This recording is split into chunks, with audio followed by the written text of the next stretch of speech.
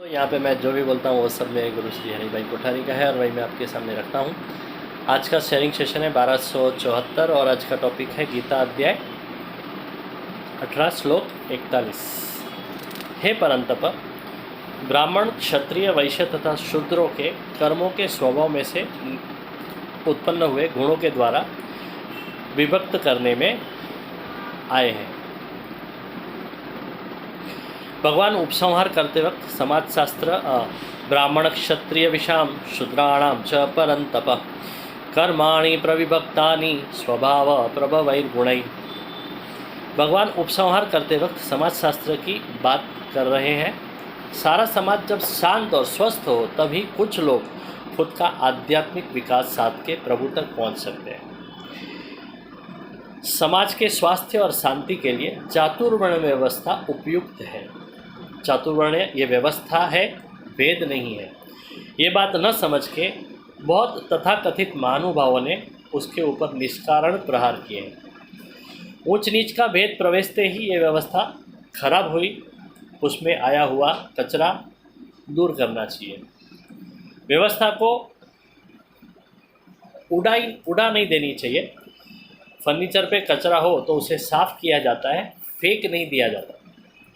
समाजशास्त्र का विचार करते वक्त पिंडगत प्रगति, बायोलॉजिकल प्रोग्रेस तथा संस्कार प्रगति, साइकोलॉजिकल और ट्रेडिशनल प्रोग्रेस का विचार करना चाहिए। ये बाबत का तुलनात्मक और वैज्ञानिक विवेचन हिंदूचे समाज रचना शास्त्र पुस्तक में श्री GN जोशी ने सविस्तार किया है। उपरोक्त प्रगति में से एक भी प्रगति अगर कमज़ोर है तो वो संस्कृति काल के पेट में लंबा नहीं टिकती है।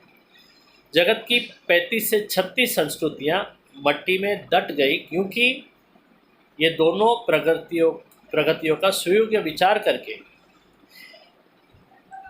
जगत की 35 से 36 संस्कृतियाँ मट्टी में दट गई, जबकि ये दोनों प्रगतियों का सुयोग्य विचार करके चातुर्वर्ण्य व्यवस्था खड़ी करने वाली वैदिक संस्कृति हजारों वर्ष से काल के पेट में अणनम खड़ी है।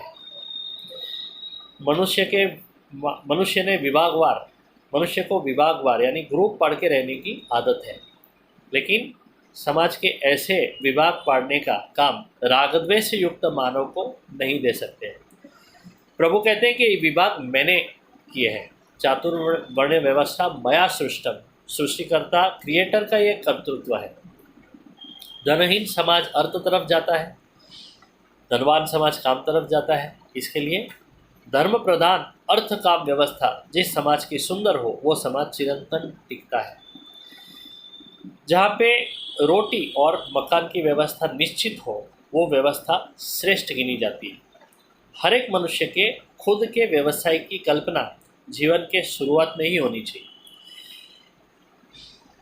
जिससे उसे वो प्रकार की तालीम दे सकते हैं।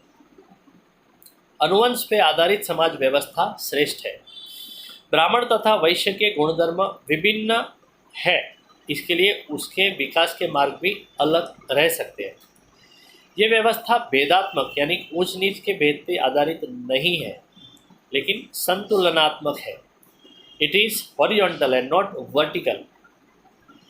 ऐसे लोगों के आंतरज्ञातीय लग्न, इंटरकास्ट मैरिज कम कर सके ये हेतु से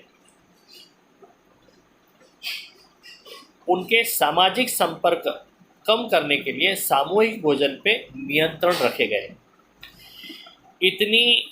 इतना ख्याल रखने के बाद भी उसमें संकरता यानी भेड़ से